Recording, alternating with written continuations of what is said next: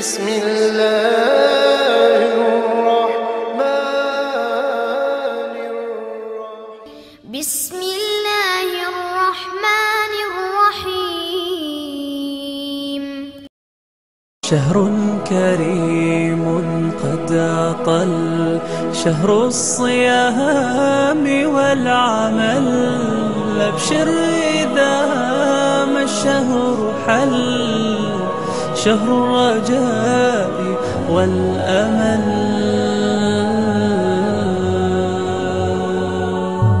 شهر كريم قد أطل، شهر الصيام والعمل.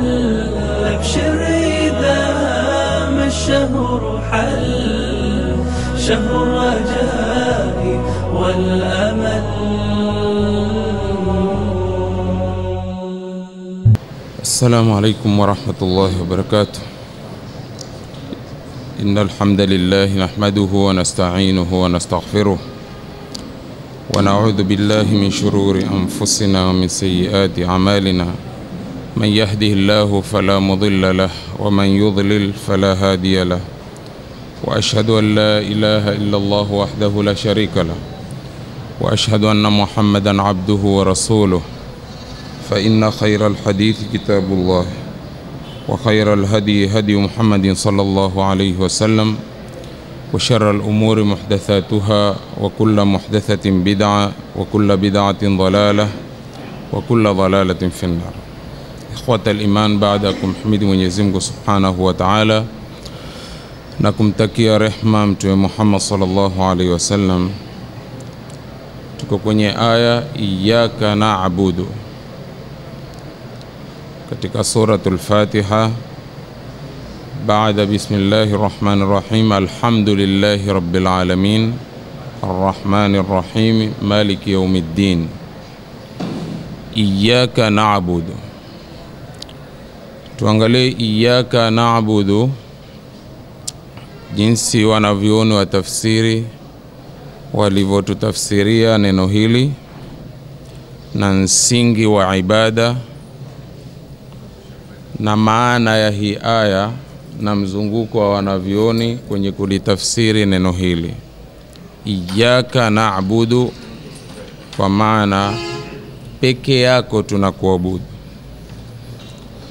au hatumuabudu yoyote asiyekuwa wewe, peke yako tunakuabudu. Ibada ni nini? Ibada walivyotutafsiria wanavyuoni wa lugha, asema minal khudhu'i wal inqiyadi. Minal khudhu'i wal inqiyadi, ibada imetokamana na unyenyekevu na kufuata. Al khudhu'u wal inqiyadu, unyenyekevu na kufuata, ndio maana ya ibada. Watadhalluli, tena sema al ibadatu lughatan min al khudhu'i wal inqiyadi watadhalluli. Ibada imetokamana na unyenyekevu, kufuata na kujidhalilisha, ndio maana ya ibada. Kisharia ibada walivyotutafsiria wanavyona, kwa sababu Mwenyezi Mungu asema katika suratul Fatiha, ikiwa ni kukubali kwetu sisi kwenye 5 salawati, tukisoma suratul Fatiha kumwambia Mwenyezi Mungu iyyaka na'budu, iyyaka na'budu. Sasa kisheria ibada ghayatul hubbi ma'a ghayati dhulli. Ghayatul hubbi ni kiwango cha mapenzi pamoja na kiwango cha udhalilifu, ama ghayatul hubbi ma'a ghayati dhull ni mwisho wa mapenzi na mwisho wa kudhalilika. Kwa maana uendhalilifu wa mwisho kwa Mungu, ibada hiyo, uendhalilifu wa mwisho kwa Mungu, na uwe na mapenzi ya mwisho kwa Mungu. Chukua pendo la kwanza liwe mpendo lako kumpenda Mungu kuliko kumpenda yoyote, na udhalilifu wako wote utadhalilika kwa ajili ya Mwenyezi Mungu Subhanahu wa Ta'ala au kumdhalilikia Mungu. Mwenyezi Mungu asema, wa minan nasi man yattakhidhu min dunillahi andadan yuhibbunahum ka hubbillah. Katika watu kuna wanaowafanya asiyekuwa Mungu ndio miungu ya kutegemewa. Yuhibbunahum, wakawa wanawapenda wao, ka hubbillahi, wanavyoona wasema ka hubbillahi, kama jinsi waumini wanavompenda Mungu. Sasa takuta wa kwanza wa kupendwa, hicho kiwango cha mapenzi yako ya mwisho ni ya Mungu. Mpende Mungu kuliko yoyote, na dhalilika kwa Mungu kuliko kudhalilika kwa yoyote. Ndiyo maana ibada walivyotutafsiria kisheria, kama alivyoijulisha ibada Sheikhul Islam Ahmad ibn Taymiyyah rahmatullahi alayhi asema, al-ibadatu ismun jami'un likulli ma yuhibbuhu Allah. Ibada ni jina linalokusanya kila analolipenda Mungu, wa yardhahu, na kila linalomridhi Mungu, min al-aqwali, kutokamana na maneno, wal a'mali al-dhahirati wal batina. Hii taarifu ya Ibn Taymiyyah. Kila neno linalomridhi Mungu, kila tendo linalomridhi Mungu ni ibada. Angalia hapa, tunatoka kwa vitabu vya tafsiri kulitazama hili neno tu, wewe kumwambia Mungu peke yako tunakuabudu na peke yako tunataka msaada.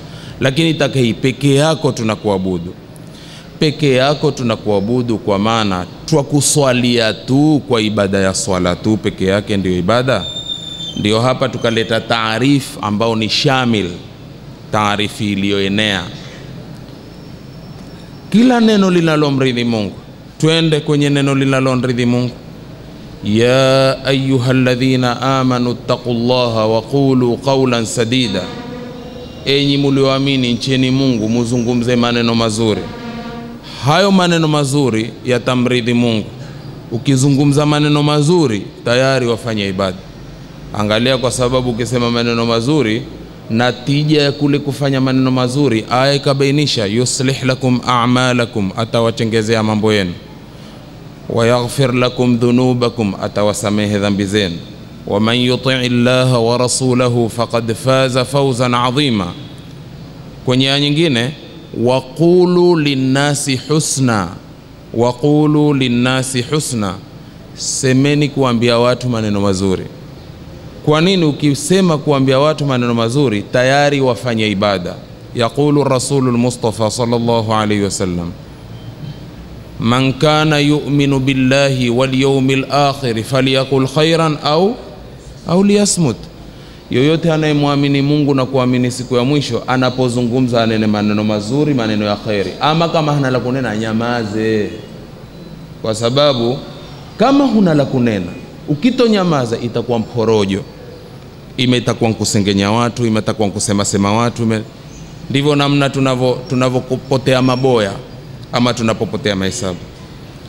Man kana yu'minu billahi wal yawmil akhir falyaqul khaira, ikiwa muamini Mungu na kuamini siku ya mwisho, nena maneno ya khair, au liyasmut, ama nyamazi.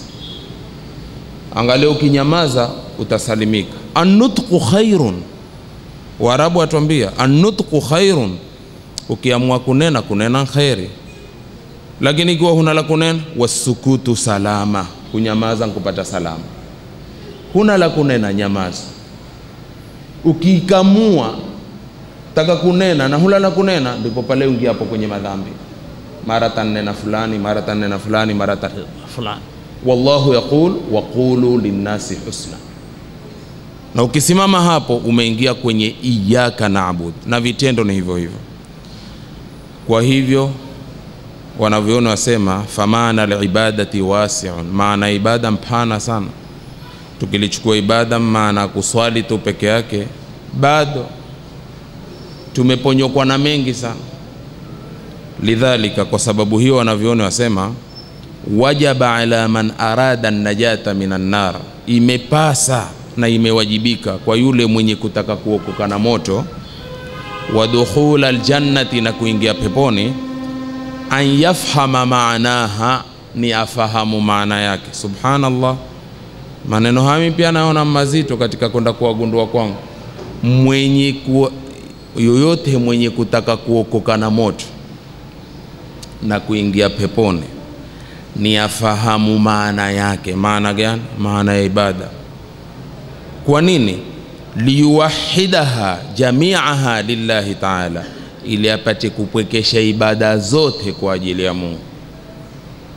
Kunena kwako kuwe kunena kwa ajili ya Mungu, kunyamaza kwako iwe kunyamaza kwa ajili ya Mungu, kutoa kwako iwe kutoa kwa ajili ya Mungu, kunyima kwako iwe kwa ajili ya Mungu, kuchecha kwako na mtu umechecha kwa ajili ya Mungu, kupatana kwako na mtu umepatana kwa ajili ya Mungu. Na hapa utashangaa tukisema hivyo, hizi ni tafsiri na ni aqwal zenye shindikizo za la maneno ya Mtume sallallahu alaihi wasallam. Angalia Abdullah ibn Mas'ud kwenye hili asema, haikamiliki imani ya mja mpaka awe hivi. Vipi?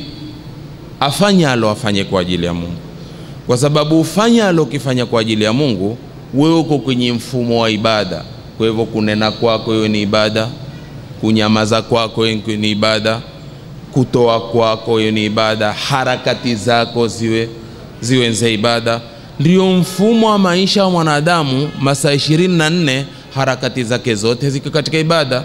Hii ni iyyaka na'bud. Iqra qawla Allah ta'ala, qul inna salati, imetajwa. Sema Muhammad kuambia, hakika swala zangu, wa nusuki, na ibada yangu ya kuchinja, wa mahyaya, na uhai wangu, wa mamati, na kufa kwangu, zote hizi uhai wangu na harakati zangu mpaka kuondoka kwangu katika dunia, zote lillahi rabbil alamin. Hiyo ndio iyyaka na'budu. Fadhalika haqquhu subhanahu, hii takuwa ni hilo ni haki yake Mungu aliyetukuka. Inhum addauhu, ikiwa wao watatekeleza, kana haqqan alayhi subhanahu, itakuwa ni haki kwake Mungu aliyetakasika, an yudkhilahumul janna, kuingiza wao peponi. Iyyaka na'budu, peke yako tunakuabudu.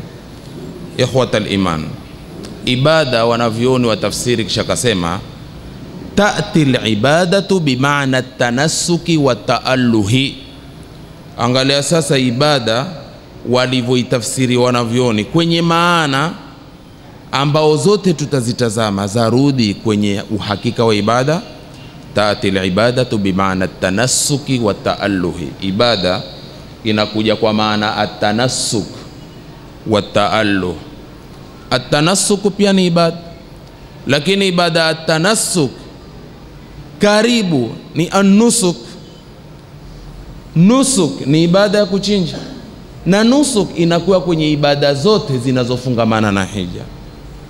Khudhu anni manasikakum wa arina manasikana.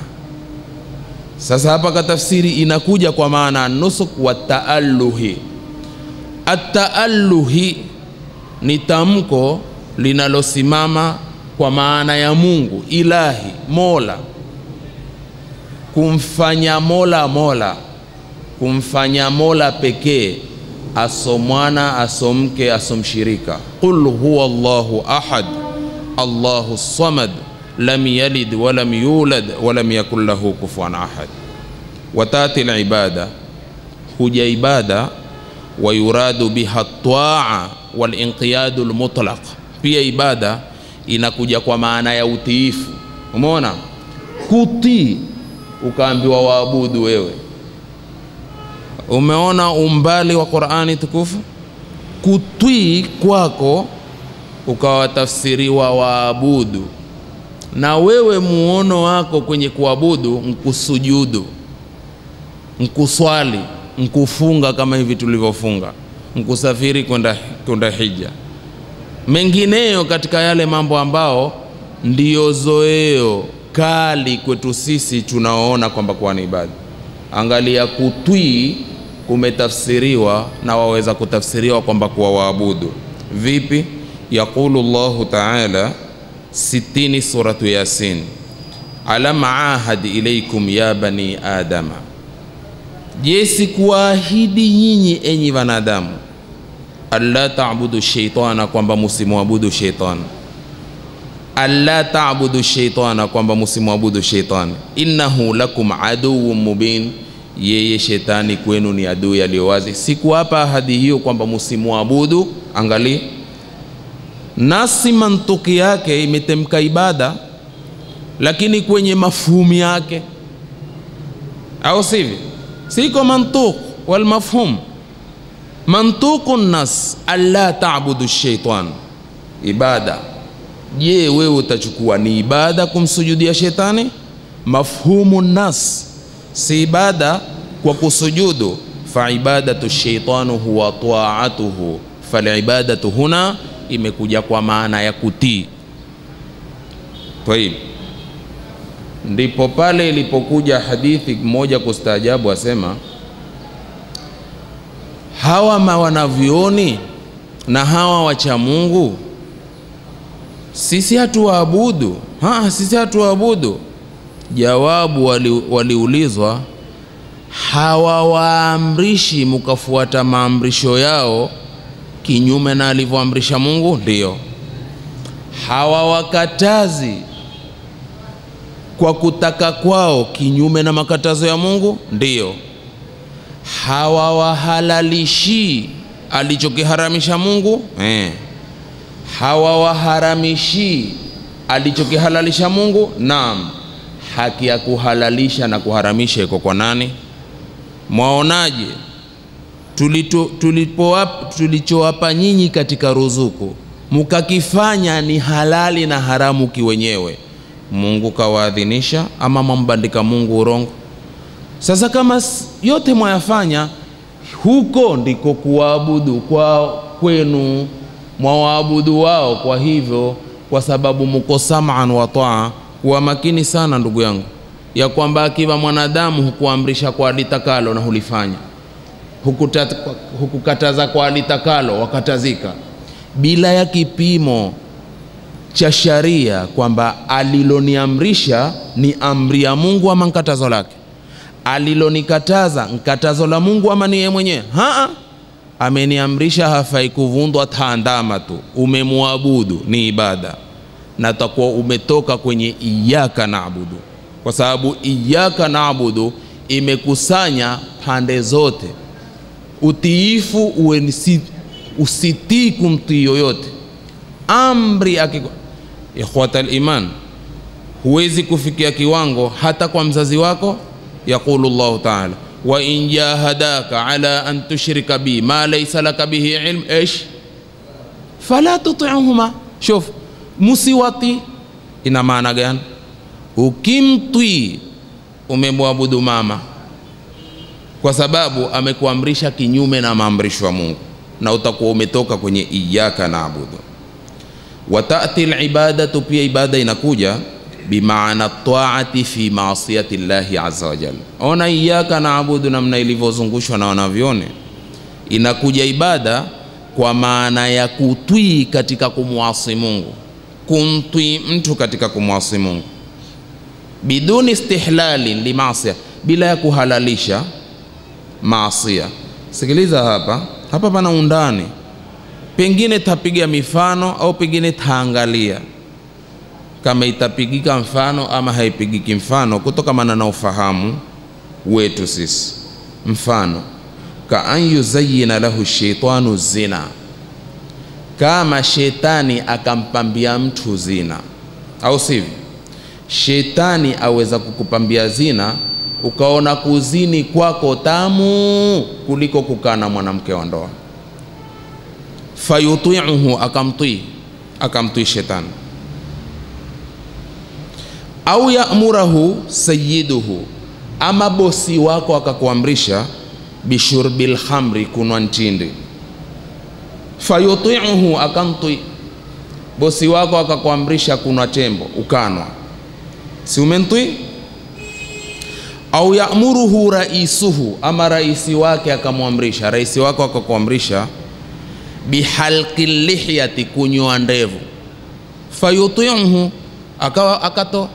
bosi wako kazini akwambia hapana, kwenye kampuni yetu mpaka watu wote wawe bulb, kuna kuwa na ndevu, ukanti ukakora kidevu. Lakini sikiliza sharia, wa huwa ya'takidu, wanaviona sema huyu aloamrishwa na bosi wake anwe chembo, aloamrishwa na rais wake nyoa ndevu akanyoa, wa huwa ya'takidu dhalika haramun, lakini akawa anaitakidi ni haramu. Fahadhihi taa, huku kutii, si umenyoa ndevu, yashmuluha lafdhul ibada, limekusanya temko la ibada. Maadamu umetui, limekusanya temko la ibada. Wa yusamma fa'iluha, na ule mwenye kutenda hivyo ataitwa abidan lishaitan, amemwabudu nani? Ameabudu shaitan. Au muttabi'an lahu, ama amemfuata shaitan. Lakini angalia insafu ya wanavyoni, wala yasilu ila al-kufri, hafiki kwenye ukafiri mtu huu, illa idha istahalla al-ma'siyah, isipokuwa akihalalisha maasiya, akaamrishwa akafanya kisha akahalalisha, akisema hii sawa, hii ni halali, hapo ndipo atakufuru. Wa inna ma huwa muharramun, hilo litakuwa ni jambo limeharamishwa. Lakini angalia, limekusanywa kwenye ibada kwa kuwa ametii. Kwa hivyo alokuambia nyoa ndevu, ukanyoa ndevu, umeasi. Tumeelewana ndugu zanguni? Hata hivi sasa misako mikali, sitaki kwenda kwa kina, lakini nawapa kuwatoa mashikio taka. Hata sasa misako mikali ya wenye ndevu, ukinyoa ndevu umeasi. Ukinyoa ndevu umefanyaje? Umeasi. Wala kwangu, kwa mwingine unaweza kubambanya, kwangu hupati kitotoro. Wallahi billahi, huwezi kunambia kwamba mmenyoa ndevu ni amnia, si amnia.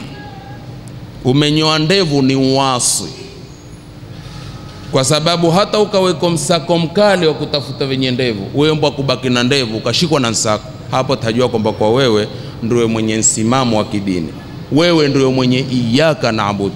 Lakini ukawa Mwenyezi Mungu amekuruzuku ndevu kama masahaba, mashallah, msako shika watu wa ndevu, ndio ukapige kidevu kiwe kama spaki ya shilingi 60, kisha unaambia ho ni msimamo. Huna iyaka naabudu. Iyaka naabudu enda mbali rafiki yangu, huna iyaka naabudu, huna iyaka naabudu kabisa. Umeasi. Kwa nini? Kwa kutii. Utiifu unaongea kwenye maana ya ibada. Tumeelewana? Tuwekeni ndevu.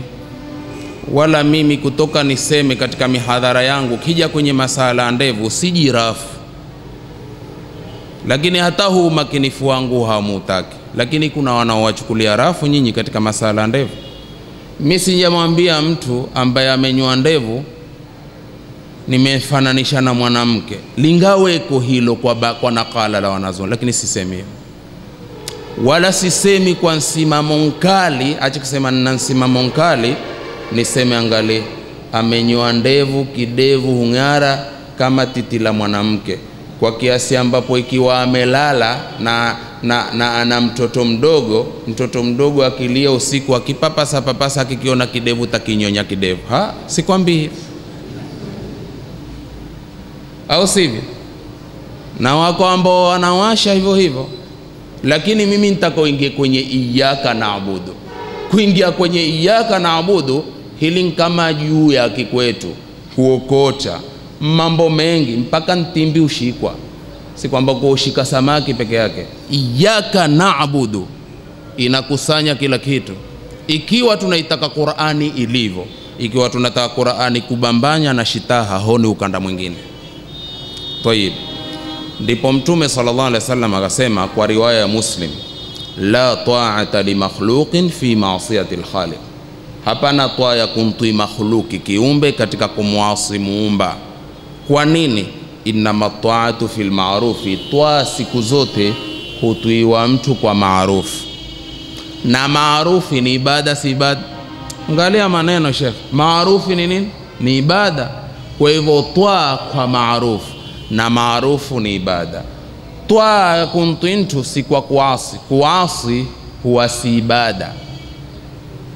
Ukiasi huwa imeingia kwa kuwa umeasi kwa kuiasi ibada, au umefanya ibada kwa mkondo wa maasiya. Nafikiri hadithi ambayo ni maarufu ikija kwenye munasaba huwa tunaitoa, na hapa tuko kwenye munasaba. Mwakumbuka hadithi, riwaya ni ya Bukhari. Mwenye Saiful Qati' lin-Nizai ameiweka kwenye ukurasa wa kwanza baada mukaddima. Kasemaje? Saria iliyotolewa na Mtume, akaipa kiongozi ile saria. Saria ni kikosi, akaipa kiongozi, akawaambia nyinyi kikosi mutatwi amri ya huyu kiongozi wenu katika atakavyoamrisha na katika atakavyo wakataza. Isikilize hadithi. Asema akatoka komanda, akaanza hadithi sahih, akaanza akawaambia wale masahaba, kile kikundi, haya, amri ya kwanza, kusanyeni kuni. Si ni maarufu hadithi? Wakakusanya kuni kile kikosi. Amri ya pili, komanda akawaambia zichomeni hizi kuni, zichomeni moto. Zikachomwa moto, kuni zinawaka vizuri sana. Amri ya tatu, pigeni laini. Wakapiga laini, ndio desturi ya askari, au sio? Wakapiga laini. Amri ya tatu, kila mmoja ajirushe kwenye moto. Kila mmoja amekauka kama mtu uko kwa parade, amekauka kimya. Ingieni. Hawakuingia. Ingieni. Hakuna anaingia. Mmoja akanyosha mkono akamwambia mkubwa, innama taba'ana ar-rasula firaran minan nar afanadkhuluha, sisi tuliamua kumwandama Mtume kukimbia ho moto, mbona mapema? Mefahamiana? Akamwambia manake mauti hao, au sio? Akamwambia tuliamua kumwandama Mtume kwa ajili ya kukimbia moto, mbona wewe takututie? Kwa hivyo akamwambia angi yoyote. Hivyo ikabidi wasiingie, wakarudi kwa Mtume sallallahu alaihi wasallam. Sikiza uamuzi sasa. Akahadithiwa Mtume. Alipohadithiwa ni kwamba amri ya kwanza waliifuata, walikusanya kuni. Amri ya pili walizichoma kuni. Amri ya tatu walipiga laini. Anne, jirushe. Hakuna haja alojirusha. Mtume akasikia. Mtume sallallahu alaihi wasallam akasema, lao angeruka mmoja kujirusha kwenye moto kwa amri ya huyo komanda, ingekuwa ni sababu ya kutotoka motoni, ingeungana hilo, akaingia katika jahannam. Kwa nini? Twaa hutuiwa mtu kwa wema, twaa hutuiwa mtu kwa maarufu, ndio ibada. Wala ta'ata li makhluqin fi ma'siyati al-khaliq, na hakuna twaa ya kumtii kiumbe katika kumuasi Muumba. Hii ndio iyyaka na'budu, ndio peke yako kuwa tunakuabudu. Ikhwa, twaib, hebu tusonge tena. Watati al-ibada, ibada inakuja hii iyyaka na'budu, ibada inakuja bimaana ta'ati fil hukmi wat tashri', na hapo pia makinika, kwa maana ya kutii katika hukumu na sharia. Katika kutii fil hukmi, kwenye hukumu, wat tashri'i, na katika kushariishwa jambo lililowekewa sharia, kusimama iliposimama sharia. Wapi lakini? Fi tahlili wa tahrimi, katika kuhalalisha na katika kufanyeje? Kuharamisha. Asemaje? Wa hadha la yajuzu sarfuhu li ghairi llahi azza wa jalla, hii haifai kulipeleka kwa asiyekuwa Mungu azza wa jalla. Fa insurifa, likisurufiwa hili kupelekewa asiyekuwa Mungu, fa huwa shirkun akbaru, itakuwa ni shirki kubwa, ushatoka kwenye iyyaka na'budu. Kwa nini? Lianna alhukma wat tashri'a, kwa sababu hukumu na lililowekwa sharia, la yambaghi illa lillahi alwahid alqahhar, halitosh, halipash isipokuwa kwa Mungu peke mwenye kutenda nguvu. Qala azza wa jalla ithbat. Kahf aya 26. Wala yushriku fi hukmihi ahada. Wala yushriku fi hukmihi ahada. Hashiriki katika hukumu yake Mungu ahada, kunshirikisha yoyote. Kwa hivyo ina maana gani? Ina maana alhukmu watashri'u bihaqqi Allahi tabaraka wa taala. Ndipo ukiangalia ash-shari'atu wat-tashri' ya Manna'u al-Qatwan atakwambia pana tofauti kati ya kanuni na sharia. Sharia ni ya Rabbus samawati wal ardh. Kanuni ni wad'ul bashar. Huwezi kuita kanuni ilojumuikiwa na watu kuipanga ukaisema sharia, na huwezi kusema sharia ni kanuni, kwa sababu sharia ni ya mbinguni. Wa shari'atu minash-shari'i wal musharri'i wal hakimu wal hakimu shar'a lakum minad-din, ndiye alowekea nyinyi sharia katika dini. Wal hukmu lahu, al hukmu lillah, inil hukmu illa lillah yaqussu al-haqqa wa huwa khairul fasilin. Kwa hivyo ukiita sharia kanuni na kuita kanuni sharia umekosea. Wataka ufafanuzi, ash-shari'atu wat-tashri' limanna'i al-Qatwan. Ukisoma hiyo utaipata vizuri sana. Wa qala aidan inil hukmu illa lillah. Kwa hivyo fal hukmu wat-tashri', hukumu na tashri' min akhassi khasa'is al-uluhiyya, ni katika mambo yalohusishwa zaidi katika alilojihusisha nalo ilahi Mola. Walidha, kwa sababu hiyo, kana min maani kalimatil ilahi, ikawa kwenye maana ya kilima cha ilahi almusharri'u. Sikia maneno jama, ni almusharri'u, aloweka sharia. Wa min asma'illahi alhusna, na katika majina ya Mungu mazuri, alhakami walhakimi. Alhakam, hakam ni aloweka vitu madhubuti.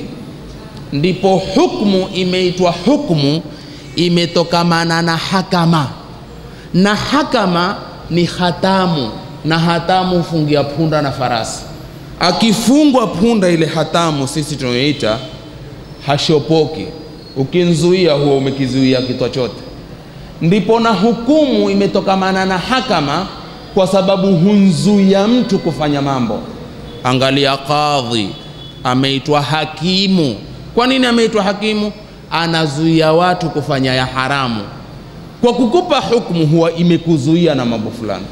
Wallahu ahkamul hakimin, ametuhukumu kwa kutuzuia kufanya maharamisho yake na kupanda kila ambalo amelikataza. Kwa hivyo ni katika asmaullahi alhusna alhakam walhakim. Amma alhakim ni kila kitu hodari na ufundi wa kuweka pahala pake. Utanambia mfundi gani hodari wa kuweka kila kitu pahala pake asiyekuwa Allah tabaraka wa taala? Kila kitu amekiweka pahala pake, na kila alichokuwekea wewe kwenye mwili wako alivyoviweka vyote vyahusiana na wewe mvyako, kwa kuwa ni hakimu.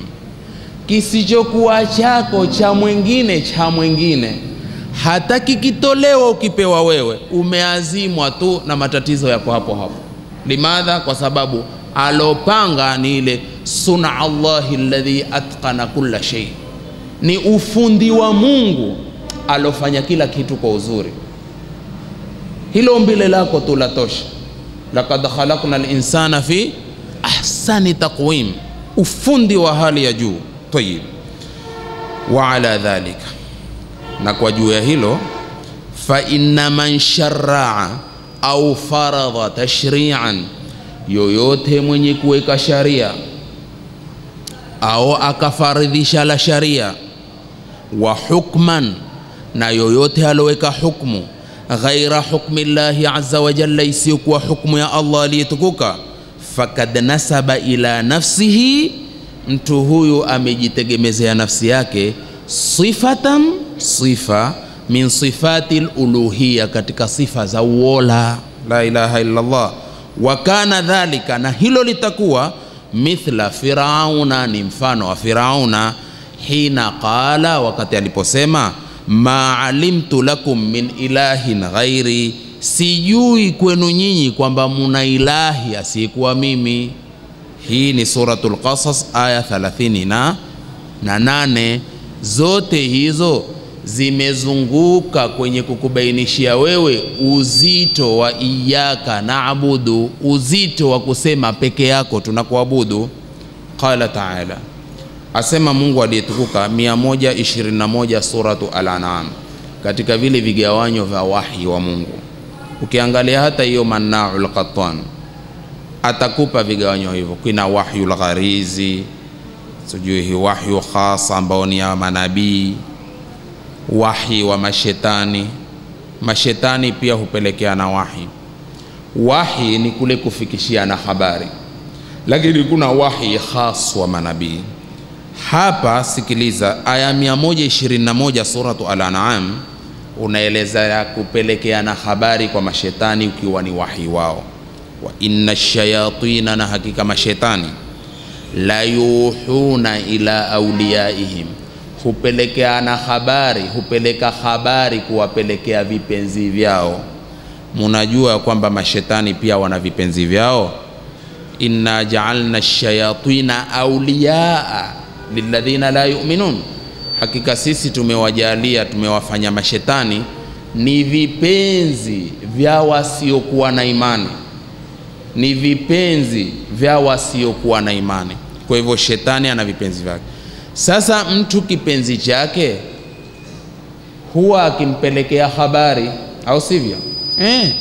Mtu kipenzi wake huwa akitafuta namna kumpekea habari, au sivyo? Na kama hukupata habari, hata kama ni si habari ya ukweli, hutafuta habari ukaisinanga tu ya uongo, ile kipenzi ile siku aseme kwamba kwa leo pia mpeche, huwa nipenda kweli. Wanao desturi hivi. Sasa mashetani vipenzi vyao ni wasiokuwa na imani, kwa hivyo wao huwa wakiwapelekea habari. Ni habari gani? Yaqulu ta'ala, wa inna shayatina, na hakika mashetani, la yuhuna ila awliyaihim, wanawapelekea habari vipenzi vyao. Habari gani? Liyujadilukum, ili wapate kuwajadili nyinyi.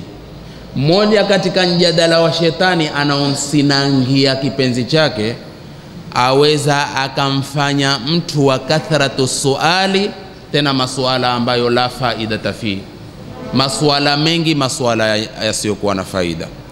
Ukaambiwa tahadhari, masuala mengi yasiyokuwa na faida. Kila kitu ukiuliza, mara utauliza alomuumba Mungu nani, na lisianguke hilo likapatikana la watu kuuliza paka aloumba Mungu. Huyo huwa ni wahi wa shetani. Anakuletea wewe habari ili awajadili nyinyi. Sasa wa in ata'tumuhu innakum la mushrikuna, iwapo mutamtii basi nyinyi mvashirikina. Sasa iwapo mutamtii, iwapo mutamuabudu, sasa hapa tayari mumefanya ibada ya kumwandama shetani kwa kumtuia litakalo. Imeitwa ni nini? Ni ibada, mzunguko wa iyyaka na'budu. Ndugu katika imani, fakana ta'atu awliya'i shaitan, ikawa twaa ya kutii vipenzi vya shetani huna hapa katika hii aya, shirkan wa ibadatan li ghairi llahi azza wa jalla, ni shirki na ni ibada ya asiyokuwa Allah aliyetukuka aliyewajuu. Kwa nini? Liannaha ta'atun, kwa sababu hiyo ni taa fil hukmi wat tashri'i, katika hukumu na kuweka sharia, fit tahlili wat tahrimi, katika kuhalalisha na kuharamisha, alladhi, ambako la yambaghi illa lillahi azza wa jal, ambalo hilo la kuhalalisha na kuharamisha halipasi isipokuwa kwa Mungu azza wa jal. Ndipo hapa tukapewa liwazo kwa hadithi. Angalia, iyyaka na'budu peke yako na tunaabudu. Ukichangaza hapo ndugu yangu, huwa umejitia kibano kweli kweli. Wewe 5 salawati sote tunasema iyyaka na'budu. Sitaki kugusa iyyaka nasta'ini, hii nataka kuweka akiba kesho. Iyyaka nasta'in, sisi twasema peke yako tunakuabudu. Leo peke yako tunakuabudu, mzunguko ni huu. Ni kweli tunamwabudu peke yake? Ikiwa hali ni hii, sikiliza hii hadithi, na ni hadithi aliyopokea Al-Hakim wa ghayruhu bisanadin sahih min hadithi Abdullah ibn Abbas radhiyallahu anhu. Asemaje? Anna unasa min almushrikina, watu katika washirikina, kanu yujadiluna almuslimina fi mas'alati dhabhi, walikuwa wakiwajadili waislamu katika masala ya kuchinja. Washirikina walikuwa huwajadili waislamu katika masala ya kuchinja. Sikiliza hadithi sahihi. Wa tahrimil maitati, na kuharamisha maiti. Wakiwajadili vipi? Fayaquluna, mushrikina makufari wakisema kuwaambia waislamu, ta'kuluna mimma qataltum wala ta'kuluna mimma qatala Allah. Sikia maneno hayo, ta'kuluna mimma qataltum, mwala munavoviua nyinyi, wala ta'kuluna mimma qatala Allah, hamuli alichokiua Mungu, yani almaita, hamuli maiti. Kwa maana nyinyi mwala munachokiua nyinyi ni unshike kuku nchinje umuue, ndio mwala, kwa sababu mmemuua nyinyi wenyewe. Ambacho kimekufa tu chenyewe Mungu amemuua, hamutaki kukila. Wasemaje? Hata wewe kama dhaifu wa imani, hususa wengi katika waislamu leo, pia waweza kuokotwa akaona hapo ninapofanya makosa, kwa sababu mfu maiti alomuua Mungu, mbona simli na ule nilontinda amekufa vile vile. Lakini mfalsafa fekia, au si hizi mfalsafa feki, au si fekia, si kilima cha Kiarabu, tumefahamiana? Mfalsafa feki. Kwa sababu gani? Kwa sababu alouliwa kwa kuchinja ni amri ya Mungu, fi qauli llahi ta'ala, fasalli lirabbika wanhar, swali kwa ajili ya Mola wako na uchinje. Kwa hivyo ule maiti nshati ave maiti kwa kuntinda ni muue, ndio iwe halali kwangu kunla. Alokufa maiti tu yeye mwenyewe, hakutindwa, haikupicha sharia.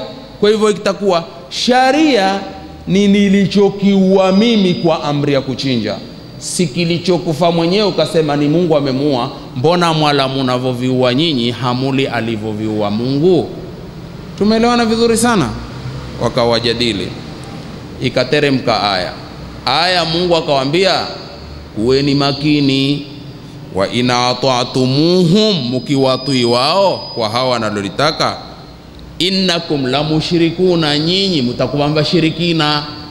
Itakuwa hakuna cha kutindwa tena, ni hapachika nao tu barabarani ufie twende, hakuna sosote, ni halali alomuua Mungu. Tumeelewana vizuri sana.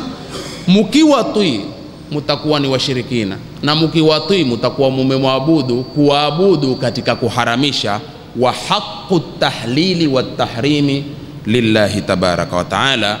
Hii yote imekusanywa na neno iyyaka na'budu, peke yako tunamwabudu. Lidhalika, kwa sababu hiyo, sikia wanavyoona wanasema, fa inna man ata'a al-ulama. Sikia hapo sana, si kwamba hapo hatuwezi kuingia, tutazameni.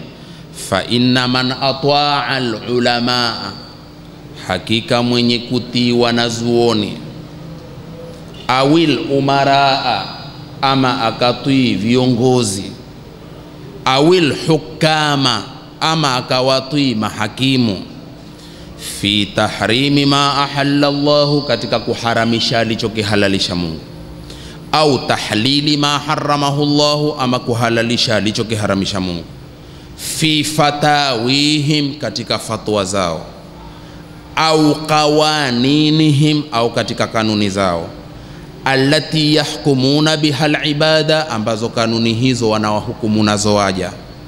Fakad ittakhadhahum arbaban, wale wenye kuandama hao wamewafanya ni miungu, min dunillahi, asiyekuwa Allah.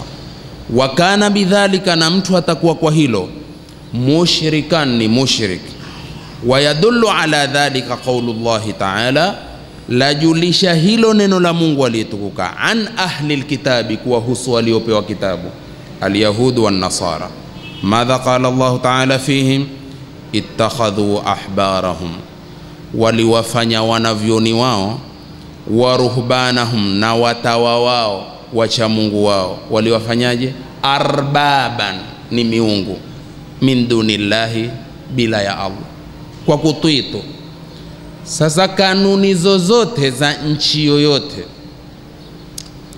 kanuni zozote za nchi yoyote, itikadi yako ukiitakidi ya kwamba ni kanuni zenye maslahi, zinazosilihi kwa Uislamu na kwa Waislamu, zinazosilihi kwa ummat al-Islam, na zasilihi hata kama hatupati sharia ya Mungu, au zisilihi zaidi kuliko sharia ya Mungu, faqad kafarta ijma'an, wewe umekufuru kwa ijma'i ya wanavyoni, kwa sababu umehusunisha na kupendekeza kanuni iliyoundwa na mwanadamu juu ya sharia ya Mwenyezi Mungu. Tayib, ittakhadhu ahbarahum wa ruhbanahum arbaban min dunillah. Wattikhadhul ahbari, angalia hapa, iyyaka na'budu, kuchukua kuwafanya wanavyoni, waruhban, na hawa watawa wacha Mungu, arbaban, kuwafanya ni miungu, la yuqsadu bihi huna sujudu warukuu lahum, haikukusudiwa hapa kuwasujudia wala kuwapigia rukuu. Tumefahamiana sana kabisa. Wa inna ma dhalika bitaatihim, hilo kwa kule kuwatii wao tu, kuwatii wao tu. Ametaka hili ukalifanya, amelikataa hili ukakomeka nalo. Fil hukmi wat tashri', katika hukumu na katika kuweka sharia. Wat tahlili wat tahrim, na katika kuhalalisha na katika kuharamisha. Kwa nini? Li anna hadhihi ta'ata ibadatun, kwa sababu huku kutii, kama neno wanavyoona, huku kutii ni ibada. Karukui, ni kama kufanyaje? Ni kama kurukuu. Wasujudi, ni kama kusujudu. La tajuzu illa lillahi azza wa jal, haijuzu, haifai isipokuwa urukuu kwa ajili ya Mungu ama usujudu kwa ajili ya Mungu. Lidhalika, kwa sababu hiyo, ankara Allahu ta'ala alaihim, Mungu akawakataza wao, fi tatimmatil aya, katika kuitimiza hii aya. Faqala, Mungu akasema, akasemaje? Wama umiru, hawakuamrishwa, illa liyabudu ilahan wahida, isipokuwa muabudu ilahi mmoja, Mungu mmoja. Sisi kwetu Mungu pia tulisikia wazee wetu wakasema ilahi, au si? Wazee wakisema ilahi, ilahi Mungu. Na lajulisha, na kuna matemko ya wewe kukufahamisha kwamba hapa umekusudia Mungu. Si hizi confusion ambazo sasa zawekwa, si hamujasikia? Kumwicha Mwenyezi Mungu ama Mungu, itakuwa umefanya makosa, kwa sababu hayo si katika asmaullahil husna. Tartibuni. Kwa nini tukasema tartibuni? Kama kweli unataka research za njadala yako masala nyeti ya kukufanya wewe ukeshe utefute huja upambane na mwenzako, sema tu taka wapi. Lakini haji masala mwambie mtu makosa kumwicha Mungu si katika asmaullahil husna. Al aslu fil adati al ibaha, mpaka ije dalili. Kuinukia kwetu na ada na desturi, kila mtu una lugha yake wa kufahamu lake. Wagiriama wakisikia pia hawatakubali, kwa sababu humwicha Mulungu. Sasa wakimwicha Mulungu itakuwa si Mungu, au sivyo? Tuyaacheni hayo, yana siku yake. Ni watu wenye kutota mambo tu, mambo madogo madogo, lakini ya faida tele, ya faida kama haya. piga mbizi uzame kwenye kuifafanua Qur'an. Ufaidike wewe mfafanuzi, wafaidike wenye kufafanuliwa, kuliko vijineno vidogo vidogo, sivyo, ambavyo la yusminu wala yughni min jua. Lakini hayo yaacheni hapo hapo. Sisi tunasema hivyo hivyo. Ikija qala Allahu Ta'ala, sioni tafsiri, amesema Mwenyezi Mungu aliyetukuka, ama naweza kusema amesema Allah. Allah amesema ama Mwenyezi Mungu amesema. Ukimwambia yoyote, hata mtoto mdogo, Mwenyezi Mungu uko wapi, fitriyan yampeleka kwambia Mwenyezi Mungu uko juu, ajua pia kwamba kwa Mungu. Sasa mbona mnataka kuleta tofauti? Kaeni makini kwenye vitabu, kisha yenye matatizo hayo tuzungumzeni sisi, tusiavurumize tu kwa watu. Mwenyezi Mungu Subhanahu wa Ta'ala asemaje hapa? Waqala akasema, wama umiru illa liyabudu ilahan wahida, hawakuamrishwa isipokuwa wamwabudu ilahi mmoja tu, Mungu mmoja. La ilaha illahu, hapana mola pase kuabudiwa kwa haki isipokuwa yeye. Subhana, ametakasika na kila uovu na kila upungufu. Amma yushrikuna, na wale wanavyowashirikisha. Fata'ala Allahu al-malikul haq, subhanahu amma yushrikun. Waqala subhanahu wa ta'ala aidan, Mwenyezi Mungu akasema tena hivyo hivyo, an amthali haulai, kuwasema mfano watu hawa, alladhina yuti'una, ambao wanatitu, wayattabi'una ghaira tashri'ihi, na kufuata isiyokuwa sharia yake. Hatari jamani, twa itakutia kwenye kuasi. Tui mashekhe, tui wanavyoni tu bila mpango, ni hatari. Alana si imekubalika kwamba kwa kuna watu watalipa saumu, ama haijakubalika? Someni magazeti. Iweje kukubalika? Mbona imekubalika? Ilipwe siku, maana yake ni nini? Blanda nyingi ya jambo la sharia. Tutalianza vipi? Basi hamnazo kila mtu mkao wake. Tusendeni kinamna hiyo bwana. Hii ni dini, hii ni dini, na dini iende kwa atakavyo Mungu. Na hii mikao ya kufunga mbele na kufunga nyuma haitatupeleka popote. Atakayekwenda mbele ya sawa ni aloanza ibada kwa usawa. Usisikie, hakuna ile masala kusema lakini hakuna wasiwasi, si sote tumefunga. Sharuti za kukubaliwa amali moja lazima liwe la afiki. Na ukiata kufunga siku moja bila udhuru wa kisharia, si kwamba huilipi ile siku, wafaa uilipe, lakini taabiri ya hailipiki huipati khairi ya ile siku, khairi yake huwa imekuisha. Hapana, tunasimama msimamo wa sawa. Msimamo wa sawa ni kul atii'u Allah wa atii'u rasula. Pengine utasema iko tunao pia wa ulil amri minkum. Mbona atii'u Allah wa atii'u rasula, mbona wa ulil amri? Mbona haikusema wa atii'u lil amri? Mbona takriri ya toa imekuja kwa wawili? Si mitongo hisi twaona, na ndio aya ilivyo. Sema atii'u Allah wa atii'u rasula. Mbona ulil amri kusema wa atii'u lil amri, akasema wa ulil amri? Ukinipana hauna hao zako, kuna atfi, kuna waul atfi na hapa atii'u Allah pia kilikuwa kuna waul atfi. Mbona kusema atii'u Allah wa rasula akairudia ati? Takriri ya toa kwa Mungu na mtume, hapo ndipo maregeo ni la Mungu na la mtume.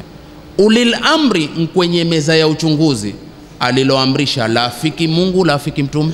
Likiafiki Mungu toa itakuwa hatukuntuie, tumentu yule Mungu na mtume. Limeasi kando, la tuqaddimu baina yaday Allahi wa rasuli. Jamani, tuweni makini sana hapa, kwa sababu sisi tunasema iyyaka na'budu. Iyyaka na'budu ya kusanya yote hayo. Hapa ndipo Mungu Subhanahu kasema tena kwa mfano wa hawa wanaotii na wakafuata tu ghaira tashri'ihi, isilokuwa lililowekwa sharia na Mungu. Amlahum shuraka'u, ama wao wana washirika hawa.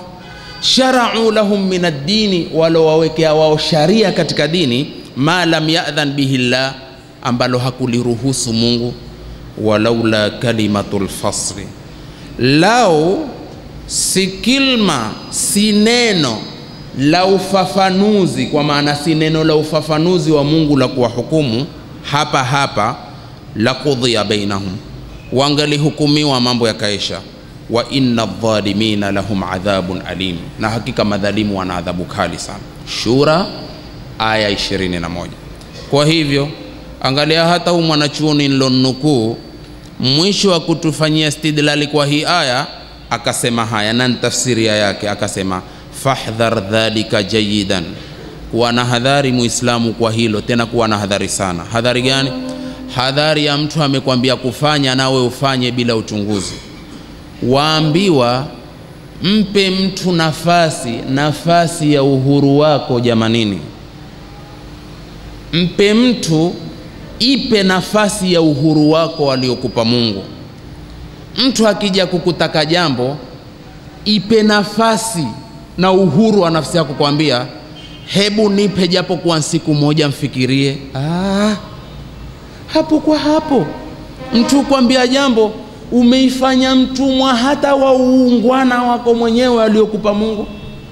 Mtu akitaka jambo ambia nitafikiria. Hata mwanamke ukenda kumposa siku hizi, na siku hizi wanawake wako ngangara, akwambia yeye mwenyewe, mama akaenda kuambia umekuja ujumbe fulani ataka kuleta watu kukuposa, akaambia waambie wa stop kidogo kwanza mfikirie. Yes, mfikirie, pengine si nchu au sivyo, mwate afikirie, na atafikiria akupe wiki tena kwa uhuru wake, kwambia nipe wiki moja, nipe mwezi mmoja. Una ruhusa kutoka na macho kavonena sasa wiki nzima, wiki atakayeolewa yeye. Wewe shika wataka tusikiliza jawabu. Wewe umefanya application yako, sikiliza jawabu. Huyu boss mwenyewe akikwambia kwamba la, hakuna nafasi ya kazi, nenda zako. Sasa kama atakwenda kuirusha bridge, kama atakwenda kunwa sumu, hiyo takuwa ni wewe na Mungu wako. Tumeelewana? Lakini aje mtu akwambie jambo, akuvute kwenye jambo, usipate hata swala moja jamani la kumuuliza. Wewe wanaambia hivyo, hivi namna gani ikitokea hivi? Na ndivyo mpango tulivyopangiwa na Mungu wetu ili ujipe huru. Angalia, mpaka Mungu uhuru kamili aliotupa sisi, alitupa uhuru hata mtu kwenye kuomba, juu ya kuasi makosa kuntaka mtu akuombee, lakini isiwe mazoea kila saa taka kuombewa tu. Ipe uhuru, kwa sababu Mungu ni Mungu wa watu wote, na Mungu husikiza watu wote, au sivyo? Lakini wewe siku zote kwamba Sheikh ete dua huomba dua kana kuomba mikacha ya mofa. Omba kwa sababu uweko huru, au sio? Ukiomba wewe mwenyewe, wewe muhitaji, wajua zaidi kumwambia Mungu moja kwa moja kuliko kunenewa. Ukimwambia mtu akunenee, aweza kuyaacha mengine ambayo ni muhimu kwako. Kwani ukimwatia jukumu wakili huyanena yote yako? Huyapangana yake chungu nzima uchali na kazi yake ifane, sio kwamba kuwa ni yako yote, au sivyo jamaa? Mungu akakupa uhuru, akwambia wa idha sa'alaka ibadi anni fa inni qaribun. Hakunena kwa kikuuliza wewe waja wangu kuhusu mimi, fulani uko karibu, picha kwake ndiye karani wangu. Hakusema hivyo. Hakuna karani hapa, hapana chifu hapa. Kuna karani, nenda wewe mwenyewe. Ndipo ikawa nkosa. Mbona wewe nkosa kwa makosa yako upichi kwa yote, kwambia nitakiana mimi samaha kwa Mungu. Walifanya ukorofi, wakalazimishwa kwambia ili ikubalike toba ile, walau annahum idhalamu anfusahum ja'u. Usichukue tu ukaipeleka kwako, jipeleke kiuhuru kusema Rabbi, wewe mwenyewe, in adhamat dhunubi kathratan falaqad alimtu anna afwaka a'zamu. Uhuru. In kana la yarjuka illa muhsinun. Umeona? Uhuru. in kana la yarjuka illa muhsinun, ikiwa hakutaraji wewe isipokuwa mtu mwema tu ndio wayavo kwako. Faman yaludhu wa yastajiru almujrimu, ajikinge kwa nani na atakehifadhi nchunkosa, kwa sababu hunkosa Mungu wake pia ni wewe. Da'autuka rabbi kama amarta tadarruan, na kuomba wewe Mola wangu mlezi kama ulivyoamrisha kwa unyenyekevu. Fa in radatta yadi, ukirudisha mikono yangu kwa kuwa sikupicha kwa karani fulani, faman dha yarhamu, atarehemu mimi nani? Wewe umenikatalia, atakwenda kwa nani mwingine anikubali? Kuwa huru, kwa sababu pale saa zote wewe nchilia fatha, lete fatha, niombe Mungu hapa, nzungua. Sivyo, utakuwa mtumwa hatimaye. Hata kama kuzungua kuko, tegemea kujizungua wewe mwenyewe. Usiku wa manane shetani akija kukuuliza habari, tatoka ndo kunitafuta nchi wewe kuzungue au vipi nyinyi?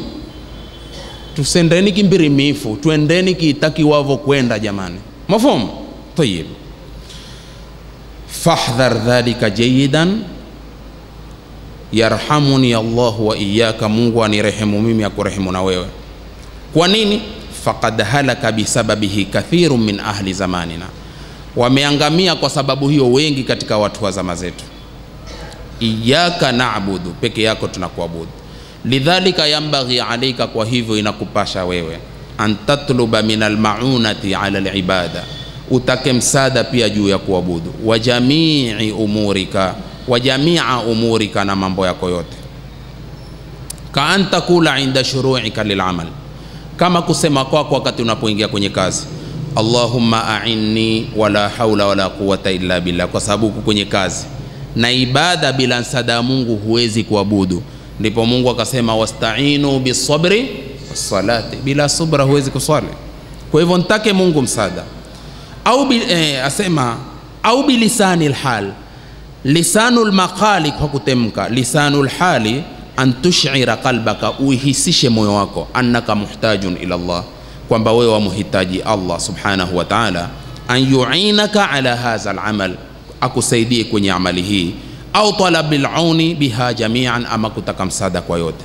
Wal ghalib, na sana, anna man ista'ana bilisanil maqal, mwenye kutaka msaada kwa ulimi wa makala kutemka, huwa ametaka msaada bilisanil hal.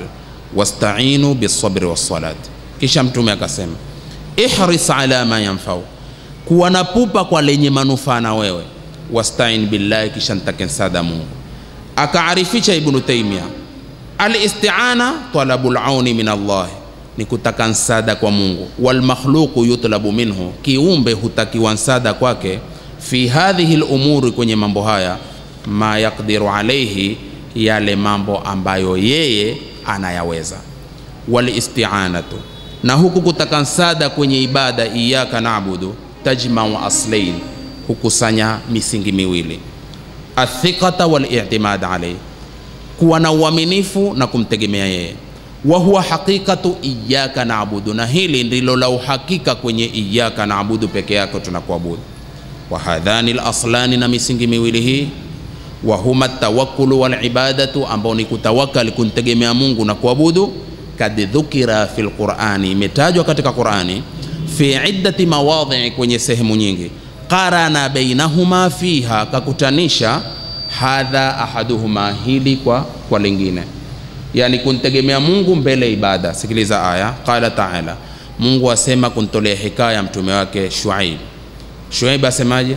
Wama tawfiqi, haikuwa tawfiki yangu, illa billahi, isipokuwa kwa Mungu. Angalia, alayhi tawakkaltu, kwake nimetegemea, tawakkul. Wa ilayhi unib, inaba, ibada, kwake narudi. Hud 88. Wa qawlu walillahi ghaibu samawati wal ard, ni ya Mwenyezi Mungu siri za mbinguni na ardhini.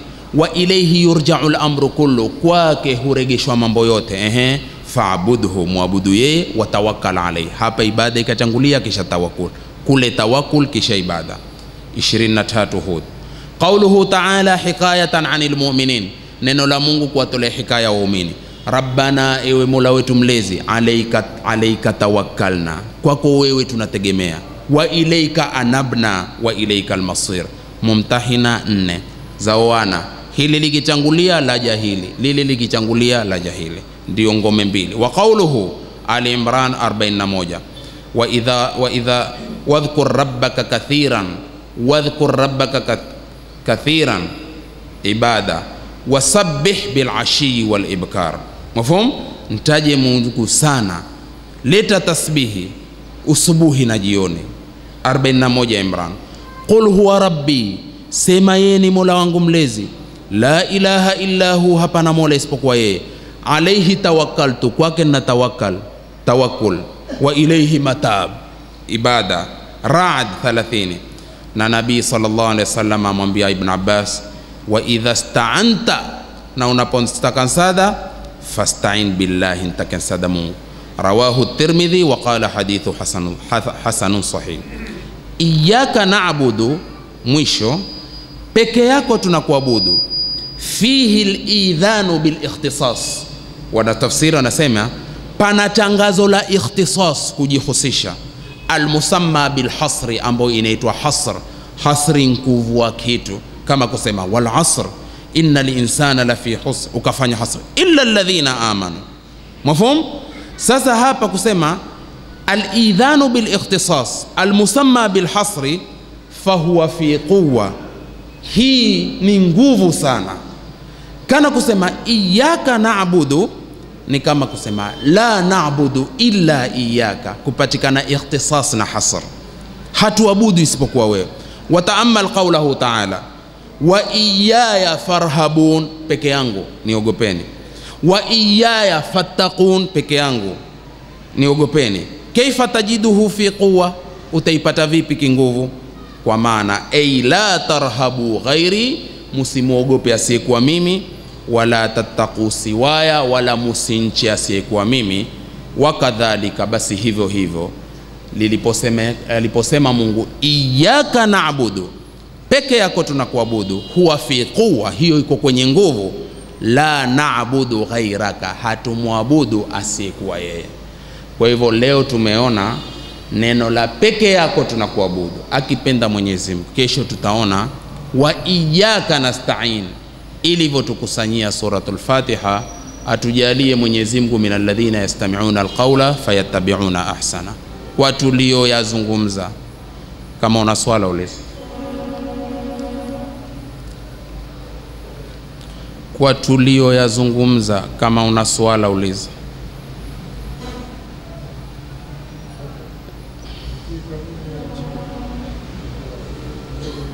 Kanuni za nchi zote ni makosa, kwa sababu si sharia ya Mungu.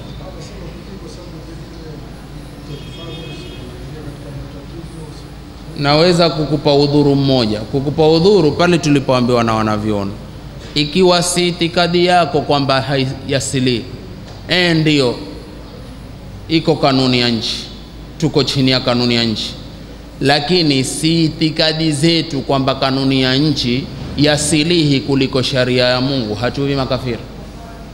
Tumefahamiana? Tumefahamiana, hatuwi makafiri. Ahamu shay, kuna kufuata kikulazimika, ambao tutakupa udhuru na kutafutia udhuru, kwa sababu tusichie katika kufuru kwa kupenda, kwa kuifanya Waislamu mno. Kuna kukokotwa na kanuni, utafanyaje? Kanuni ikakukokota, lazima utafanya hivi. Utaiandama kanuni, si moyo wako, kwa kuwa nimeandama sharia ya Mungu, sina budi. Tutakutia katika ikrah, wa qalbuka mutmainnu bil iman, umetendwa nguvu na moyo wako umetulia katika imani.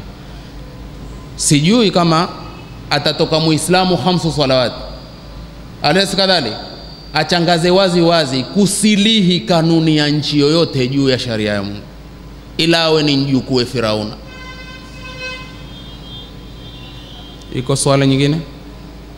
Yaonekana imetufaidisha suratul Fatiha. Mwasemaje jamani? Na itazidi kutufaidisha biidhnillahil karim. Na tutaona ya kwamba kumbe suratul Fatiha si masala kukumangwa Fatiha tu wachu kuisoma au vipi? Ni Fatiha ina mineno kweli kweli na faida. Mwenyezi Mungu atufaidishe fi dunia wal akhirah. Kesho inshallah tutaiangalia iyyaka nasta'in. Tuantaka Mungu msaada peke yake, ama kuna na wengine tutaka misaada kwao? اللهم أرنا الحق حقا ارزقنا اتباعه وأرنا الباطل باطلا ارزقنا اجتنابه. ربنا تقبل منا إنك أنت السميع العليم وتب علينا إنك أنت التواب الرحيم. اللهم إنك عفو تحب العفو فاعف عنا. اللهم إنك عفو تحب العفو فاعف عنا. اللهم إنك عفو كريم تحب العفو فاعف عنا. اللهم اجعل جمعنا هذا جمعا مرحوما وتفرقنا من بعده تفرقا معصوما. اللهم ألف بين قلوبنا واصلح ذات بيننا واهدنا سبل السلام وجنبنا الفواحش ما ظهر منها وما بطن. وصلى الله على محمد وآله وصحبه وسلم. سبحانك اللهم وبحمدك نشهد أن لا إله إلا أنت نستغفرك ونتوب إليك.